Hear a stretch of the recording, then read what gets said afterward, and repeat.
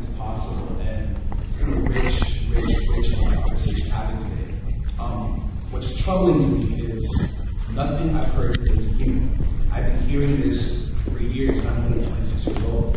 My parents have been telling me this, and I don't want to tell my kids this. So, aside from all those beautiful credentials mentioned, I'm still technically, so I'm going to put on my youth hat today and talk about my personal experience. Aside from my recent academic endeavors, I really sucked at school.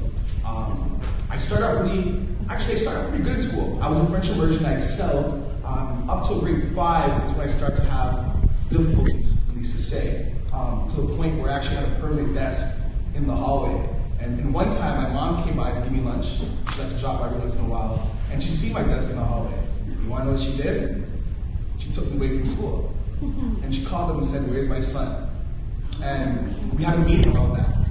And the principal told my mom this: "Well, Travonne's a good kid because he doesn't sell drugs." True story, couldn't make it up. And this continued, right? This experience is interlocked and got compacted, and I essentially started to, what I call, resist. And this often manifests in forms of skipping, truancy, not going to class, oppositional defiance disorder, ADHD, really finding my own sense of community in these very racist institutions. So as I began to resist, the one thing they never bring me up was my intelligence. They said, "Travonne, if only you applied yourself. Well, if only you supported me." So as I began to continue my academic career, I actually met my own child youth worker that said, "Hey, you'd be great at this." And I said, "Hey, it's really interesting to walk around school doing nothing all day. I would love to do this for a living." So I went to school for child youth care, and I became really passionate.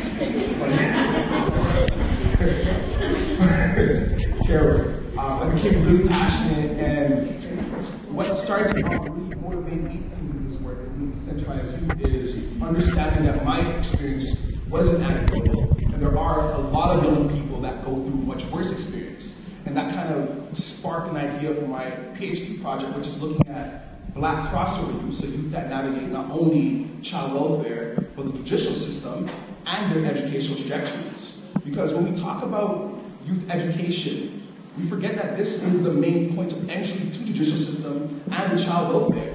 So oftentimes we look at these things as silos, when really every one of these experiences interlock and connect. So until we start to see these systems as bigger nexuses that we have to navigate and dismantle, we often cannot support the well-being and needs of children. I want to end off with this case scenario that I actually read last week working on an article for Henry. It was a story that happened in 2014 in the Peel District School Board. So they embedded a policy saying that any young person that's expelled has to do a Fresh Start program, which is essentially a program, it's a divergent program from expulsion. So there was on one case, there was a Black youth who was 15 years old, who had diagnosed ADHD that was untreated, came from a single parent household, and was doing an arts activity where the box cutters were provided, and he gestured with the box cutter to another youth. So he was expelled and spent 1 year in this program. On the other hand, there was a white youth who came from a dual parent household, went to the most prestigious school in Peel, and he actually brought live ammunition to school with the purpose of target practice and meeting with his friend who had a rifle. This got media coverage, and the family hired a lawyer. He also spent 1 year in the expulsion program. So the result essentially was, once they met with a committee that was predominantly white, that the Black youth was unable to be reintegrated due to the severity of his actions, while the white youth got time served. And I would like to leave it there.